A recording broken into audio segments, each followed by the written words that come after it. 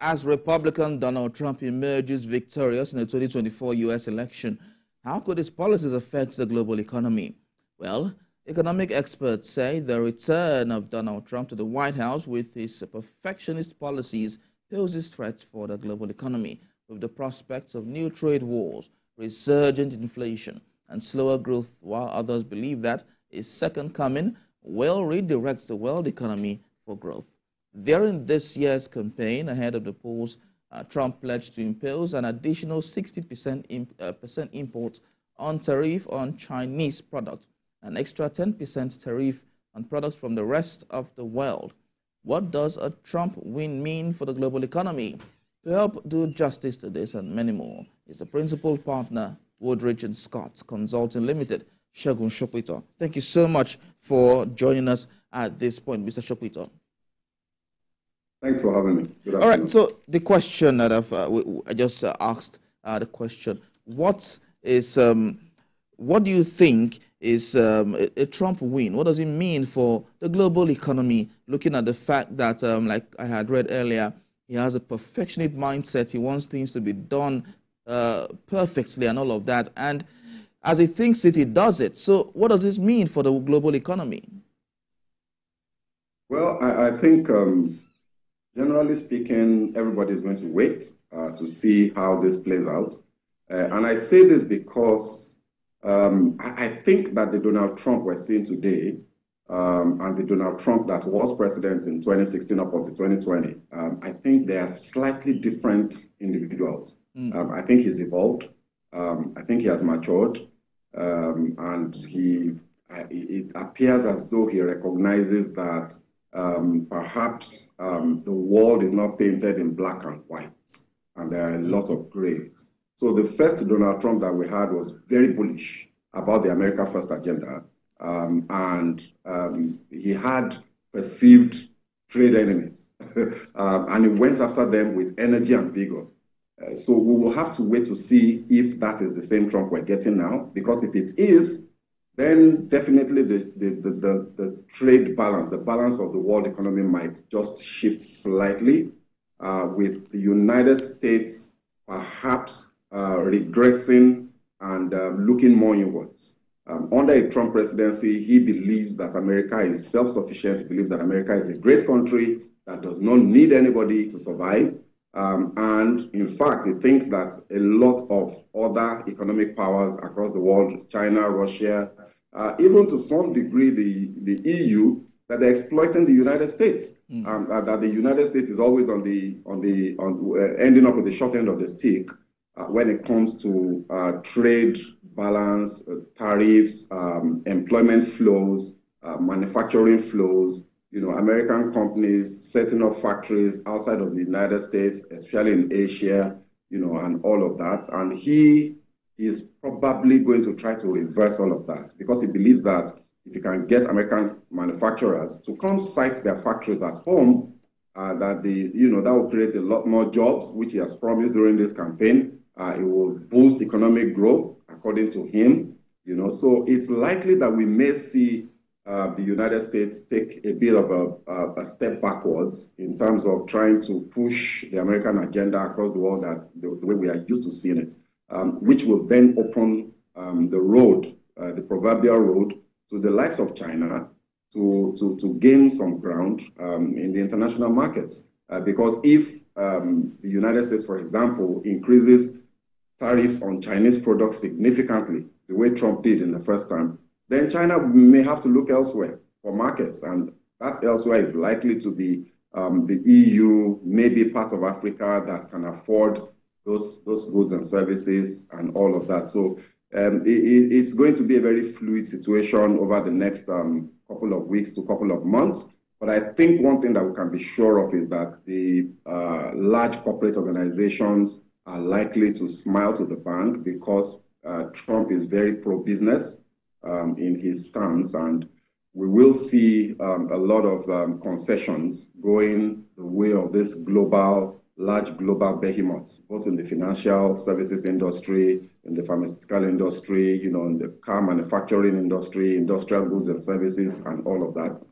Those are going to probably see some significant growth, which would affect stock markets positively. So it's a very, very complex mix of various issues that are going to be interplaying, and we'll have to see how it all works out in the end. All right, so let's look at Trump as the 45th president. His economic policies, many say, was quite heavy, and well, they believe it was un-American because he had this policy of making America great again, America first policy, and all of that. How did these economic policies influence foreign investment into the United States? Well, so one of the things that the Trump presidency did, the 45th president, was to significantly scale up America's capacity to produce oil. So the shale oil thing, he really, really went after it, and he did succeed. So what that meant was that energy prices collapsed to a certain degree. You remember 2019, thereabouts, during the Trump presidency, OPEC and OPEC Plus actually came together to install production cuts that were meant to boost, to support prices, the price of crude oil. And that largely was driven by the fact that America, as a major consumer of crude oil, was looking inwards. So that's one impact that we may begin to look towards. What impact will this have on an already weak crude oil market? And this global energy market depends to a very large extent still on this fossil fuel. Also, we're going to see a lot of tax cuts in the United States. We're going to see interest rate reduction. He's going to be striving very hard to drive the Federal Reserve to drop interest rates, to have a rate cuts, which he believes will stimulate growth. And if that happens, then we may see capital flight, investors in the United States economy looking for better returns on their investments in other parts of the world. They may look towards the emerging markets, or they may look towards the EU, and all of that. So the interplay of this, it's a trade-off. So on the one hand, if you have energy prices coming down, what impact would that have on countries like Nigeria that depend heavily on oil revenues for our overall government revenues? What impact will that have on the price of petrol in Nigeria and in other parts of the world? So, and then again, you have to look at the effect of these investment flows in a country like Nigeria. Does that mean, for example, that we hope to see more foreign direct investment that might have been channeled towards the United States economy, United States as a country? Might they begin to look this way? Because the returns here will definitely be much higher, especially given the stance of our own CBN to interest rates at this time. So again, it's all going to be in flux, but I'm certain that the winners will be big corporations across the world, and then the rest of the economic activity would have to depend on which part of the economy you are playing in per time. All right, so let's talk about the withdrawal of the United States from international agreements under Trump at the time, such as the Trans-Pacific Partnership and Paris Climate Accord. How did they affect global economic cooperation? Trump, Trump as an individual is very irreverent. Yeah. He doesn't think there are boundaries. He doesn't think there's anything he can't do. He doesn't think there's anything he can't say. And some of the actions that he took in his first term were actually quite shocking to a lot, to people in the world. His withdrawal from the Paris Accord, the climate, the entire climate change management mechanism of the global alliances. Trump just cutting the tape, pulling the rugs from under all of that, and just pulling the United States out of it was a shocker. Nobody thought that would happen. Even America's involvement in NATO, became very shaky. And we all know that NATO is primarily propped up by the United States. looking on the American continent, the North America versus the Southern America trade agreements, Trump also did a lot of very radical stuff in that area, blocking off a lot of the tariff agreements that had existed for decades. So we are likely to see a repeat of these types of actions. The impact of Trump's presidency, for example, on the Russia-Ukraine war, what I think that you probably will see that NATO's influence in that direction may reduce, and this may result in a faster resolution of that crisis, even if that resolution may not be what majority of the free world would like to see. So we're going to see quite a lot of very radical decision-making from this president, and it's going to impact all of us. Likely, in my view, most likely, most of this impact will be negative. So do you think that a Trump presidency is likely to balance the economic scale? Well, yeah, I think it definitely will tip the scale away from the United States. And I think that that would not be a good thing for global power balance. At any point in time in human history, it's always been important to have two powers contending. Where you have one power dominating significantly, sometimes it's even three. Where you have one power dominating significantly, then you may find that that dominance will not be to the benefit of the rest of the world. So in talking about the balance of global power, you may see that the United States under Trump will be a bit more reserved, will be less aggressive with pushing international, its international interests, so to speak. And you will see Russia and China taking prevalence. For example, in Africa, there is a continuous contending for African territory between those three powers at the moment. The issue of BRICS and Russia cutting African countries very aggressively. But with the United States pushing back up until now, with the Trump presidency, you may just find that a lot of the initiatives that Russia and China are pushing through BRICS may work faster, because the United States may no longer provide the balancing pressure that has been slowing those things down. Will that be good for the global economy? I think only time will tell. It's inevitable at some point that empires rise and empires fall. At some point, we will probably see the fall of the United States dollar, for example, being the reserve currency of the world. Will that be triggered by Trump presidency? Some people believe that that may very well be the case. All right, so let's break it down to Africa now. What does this portend for the African region?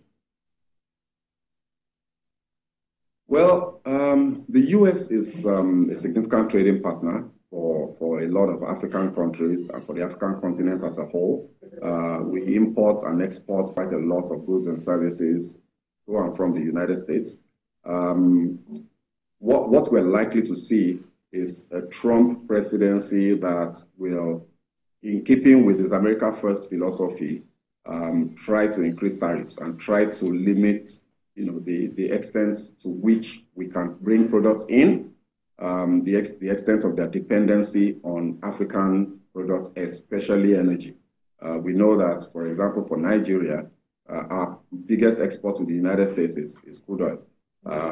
With the coming of Donald Trump, I think we're going to suffer a bit of a hit in that area. You will see higher tariffs across the African continent.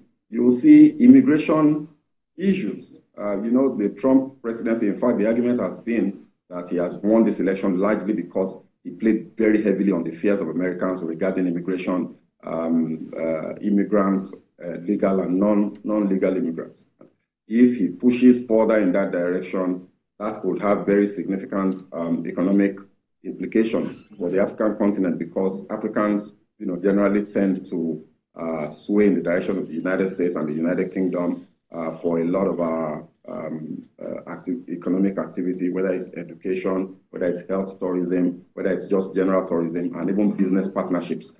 So what impact will this have on Africa? It looks to me as if that we have a bit of a tough ride coming up over the next 4 years. Okay, so how do we harness this relationship with the United States such that it does not have dire economic consequences on Africa and Nigeria? I think the good news is that because the American state is very heavily institutionalized, American interests are American interests, regardless of the president that is in power part time, American interests will still prevail. There are institutions and there are forces in that country that ensure that the long-term survival of the American state is guaranteed. And therefore, wild policy swings are unlikely to happen. So whatever Trump may be wishing to do as a person, it is extremely likely that we will see mitigating pushbacks within the American bureaucracy. And that will provide some sort of balancing for the trends that are likely to emerge without those mitigating influences. So for Africa, I think that the biggest lesson and message in this is for us to begin to strongly and methodically, deliberately look inwards to reduce our dependence on trade partnerships with these global powers. Because at the end of the day, they will always move in the direction of their enlightened self-interest. There is no country, no developed country in the world that really wants the emerging markets to fully emerge. It's not in their interest. So we are the ones that are going to be our own keepers. On the African continent, we need to look towards trading more amongst ourselves, taking full advantage of the African Continental Free Trade Agreement, actualizing that as quickly as possible across the various regions in Africa so that we depend more on ourselves and less on countries like the United States and Russia and China for the things that we need. Of course, that's saying a lot because we are very far away off from being self-sufficient because we just simply do not have the productive capacity on the continent. So we need to begin to build that capacity so that these types of incidents will have less of a shock effect to us on the continent. I know you've mentioned this, the issue of immigration, but I'd like you to shed a little more light on this issue of immigration. Just during the campaigns, the vice presidential candidate from working with Donald Trump, J.D. Vance, mentioned that those who are illegal citizens, illegal residents in U.S. should prepare to go home. And there are insinuations that moving to the United States will be harder than it is. How can we leverage on all of this? Because he's talking about America first, and so if that's what Americans want, then he has to ensure that immigration is tightened. What's the implication for us here in Nigeria? Because a lot of people move from here to a place like the United States. Well, I think as far as immigration and the United States, especially by Nigerians, is concerned, I wouldn't be too worried. And I say that because to a very large extent, the biggest pathway for immigration into the United States for Nigerians has been the visa lottery program. America has one or two immigrant permanent stay residency programs, but they're not very many. You wouldn't compare that to what the United Kingdom has, and certainly not to what Canada has. Majority of Nigerians that move to the United States, I think they do so under the table, right? And they are the ones that would probably have a lot to fear. But having said that, I think you would also see that immigration policies will become more stringent, and the United States will make it more difficult to migrate legally. And we saw that happen in the first coming of Donald Trump. A lot of policies from the United States Embassy changed during his presidency and made it quite more difficult for people that were trying to move. For example, if you're married to an American citizen, ordinarily you would take it for granted that would mean that the spouse can, just apply for a visa and get it without much complications. But under the Trump presidency, some policy changes meant that some of these applications took much longer and cost much more. So we're likely to see these types of things happen again. We're likely to see a decline in the programs, the immigration programs, official immigration programs from the United States government targeting Africa and all of that. All right. It's likely going to dry up. Yeah, because they don't want us to come there, and I think we should stay home. Yes, Mr. Rotimi Fakoyojo, I think it means that we have to develop ourselves, look inwards and develop. Thank you so much, Mr. Fakoyojo, for talking to us and giving us your analysis on all of this. Thank you so much. Thank you very much, Shopiton, for talking to us. Thank you so much, Mr. Shopiton. Thank you. All right, it's now time to review trading activities at the Nigerian Exchange Limited, and joining me via phone is an economy and capital market analyst, Rotimi Fakoyojo. Thank you very much.